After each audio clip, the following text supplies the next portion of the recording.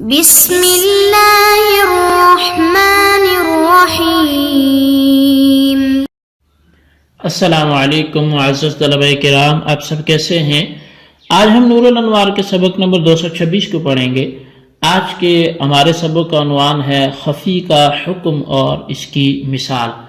آج کے سبق میں ہم دو باتیں پڑھیں گے، ایک خفی کا حکم پڑھیں گے، جیسا کہ گزشتہ سبق میں ہم نے خفی کی تعریف وغیرہ پڑھی تھی،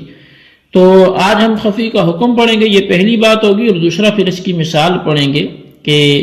ہمارے سامنے کون سا ایسا خفا تھا کہ جس میں ہلکا سا غور کیا تو وہ خفا دور ہو گیا۔ تو آئیے سب سے پہلے ہم عبارت پڑھ کے اس کا ترجمہ کرتے ہیں، اس کے بعد باقاعدہ اس کی وضاحت کی طرف بڑھتے ہیں۔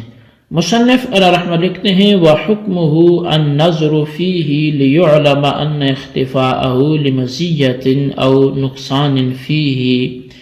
ظَهَرَ الْمُرَادُ بِهِ۔ اور خفی کا حکم، خفی میں اس حد تک غور و فکر کرنا ہے کہ یہ بات معلوم ہو جائے کہ اس کا خفا زیادتی معنی کی وجہ سے ہے یا نقصان معنی کی وجہ سے ہے، پس اس سے کلام کی مراد ظاہر ہو جائے گی۔ ای حکم الخفی النظر فیہ وہو الطلب الاول لیعلم ان اختفاءہ لأجل زیادت المعنی فیہ علی الظاہر او نقصانہ فیہ، یعنی کہ خفی کا حکم اس میں غور و فکر کرنا ہے، اور یہ پہلی طلب ہے تاکہ یہ معلوم ہو جائے کہ اس کا خفا اس وجہ سے ہے کہ اس میں ظاہر کی بنسبت زیادہ معنی ہے، یا اس وجہ سے ہے کہ اس میں ظاہر کی بنسبت کم معنی ہے۔ فَحِينَئِذٍ يَظْهَرُ الْمُرَادُ فَيُحْكَمُ فِي الزِّيَادَةِ عَلَى حَسْبِ مَا يُعْلَمُ مِنَ الظَّاهِرِ وَلَا يُحْكَمُ فِي النُّقْصَانِ قَطُّ۔ بس اس وقت کلام کی مراد ظاہر ہو جائے گی، اور زیادتی کی صورت میں اسی کے مطابق حکم لگایا جائے گا جو ظاہر سے معلوم ہوگا، اور نقصان کی صورت میں حکم نہیں لگایا جائے گا۔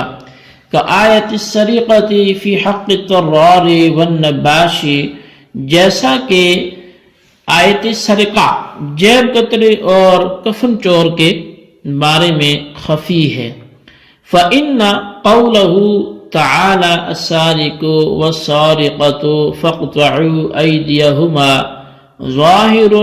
فی حق وجوب قطع الید لکل سارق، بس بے شک اللہ تبارک و تعالیٰ کا یہ فرمان کہ السارق والسارقۃ فاقطعوا ایدیہما، کہ چوری کرنے والا اور چوری کرنے والی، بس ان دونوں کے ہاتھوں کو کاٹ دو۔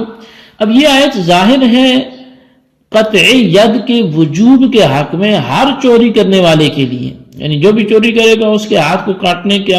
کاٹنا واجب ہے، اس حق میں یہ آیت ظاہر ہے۔ خفی فی حق الطرار والنباش، لیکن یہی آیت خفی ہے جیب کترے اور کفن چور کے حق میں، لأنہما اختصوا باسم آخر غیر السارق فی عرف اہل اللسان، اس لیے کہ طرار اور نباش یعنی جیب کترا اور کفن چور، یہ چوری کرنے والے یعنی چور کے نام کے علاوہ کسی دوسرے نام کے ساتھ خاص ہو گئے اہل زبان کے عرف میں۔ فتأملنا فوجدنا ان اختصاص الطرار باسم آخر لأجل زیادت معنی السرقۃ، تو پس ہم نے غور و فکر کیا کہ بے شک جو جیب کترا ہے اس کا خاص ہونا کسی اور نام کے ساتھ یہ چوری کے معنی کے زیادتی کی وجہ سے ہے۔ اذ السرقۃ ہوا اخذ مال محترم محرر خفیۃ، اس لیے کہ چوری بولتے ہیں مال محترم محفوظ کو پوشیدہ طریقے سے لے لینا۔ وَهُوَ يَسْرِقُ مِمَّنْ هُوَ يَقْظَانُ قَاصِدٌ لِحِفْظِ الْمَالِ بِضَرْبٍ غَفْلَةٍ وَفَتْرَةٍ تَعْتَرِيهِ۔ اور یہ جو جیب قطرہ ہے یہ مال اس سے چوری کرتا ہے جو جاگ رہا ہوتا ہے، بیدار ہوتا ہے، اور وہ اپنے مال کی حفاظت کا قصد کرنے والا ہوتا ہے، لیکن یہ ایک گناہ غفلت اور لاپرواہی سے چپکے سے اس سے مال لے لیتا ہے۔ وَاخْتِصَاصُ النَّبَّاشِ بِهِ لِأَجَلِ نُقْصَانِ مَعْنَ السَّرِقَةِ، اور چور قطرے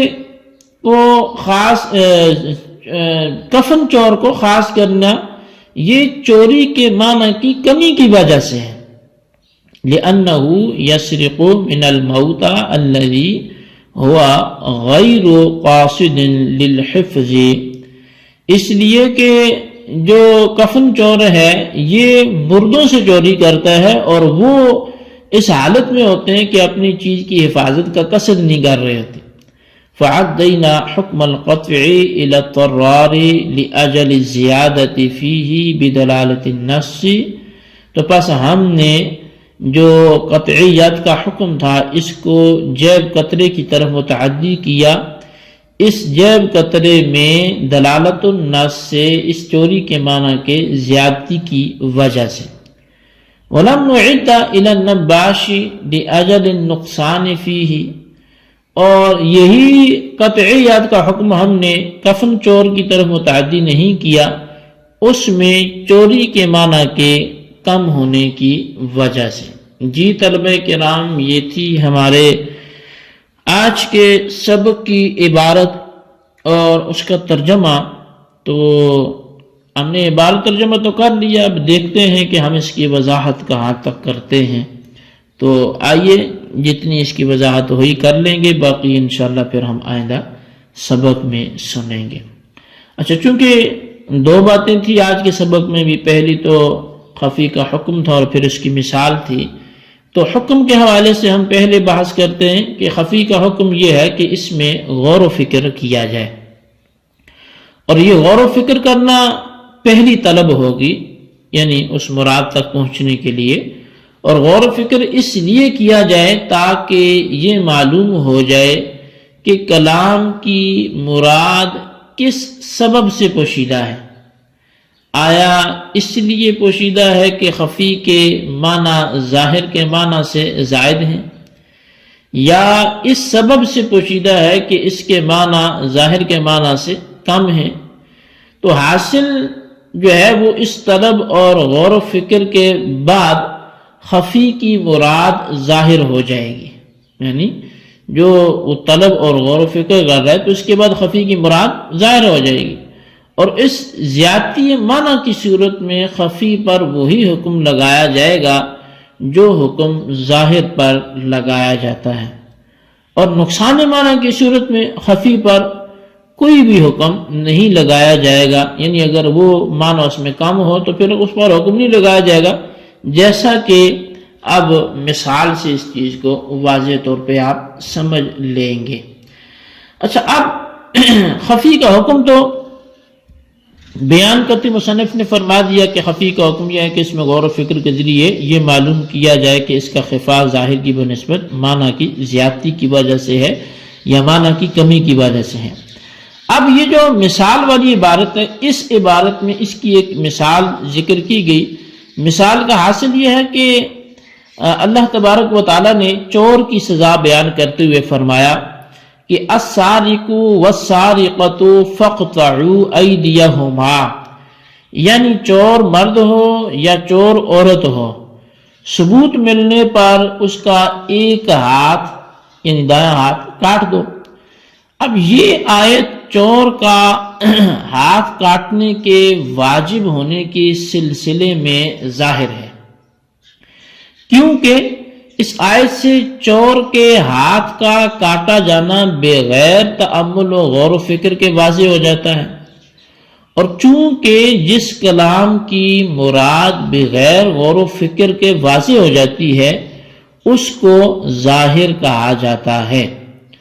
تو اس لیے یہ کلام جو ہے السارق والسارقۃ، چور کے قطعی ید کے واجب ہونے کے سلسلے میں یہ ظاہر ہوگا، یعنی چور کے ہاتھ کے کاٹنا یہ واجب ہے، اس سلسلے میں یہ کلام ظاہر ہوگا۔ جی طلبہ کرام، یہ خفی کے حکم کے بعد ہم نے مثال پڑھی کہ اس مثال میں جو ہے وہ چور کی سزا تو ظاہر ہے، لیکن خفی کیسے ہے اس مثال میں، یہ انشاءاللہ ہم آئندہ سبق میں سمجھنے کی کوشش کرتے ہیں۔ آپ ابھی تک اتنی کو محفوظ رکھیں اور اس کے خلاصے کو رجسٹر پر لکھیں، بالخصوص ان سوالات کے جوابات بھی دیں۔ سوال نمبر 1 یہ ہے کہ خفی کا حکم بیان کریں، اور سوال نمبر 2 یہ ہے کہ السارق والسارقۃ فاقطعوا ایدیہما، یہ کس حق میں ظاہر ہے، اس کو بیان کریں۔ اللہ تبارک و تعالیٰ سے دعا ہے جو کچھ ہم نے پڑھا سنوں سے یاد رکھنے کی توفیق نصیب فرمائے، آمین بجاہ نبی الامین صلی اللہ علیہ وسلم۔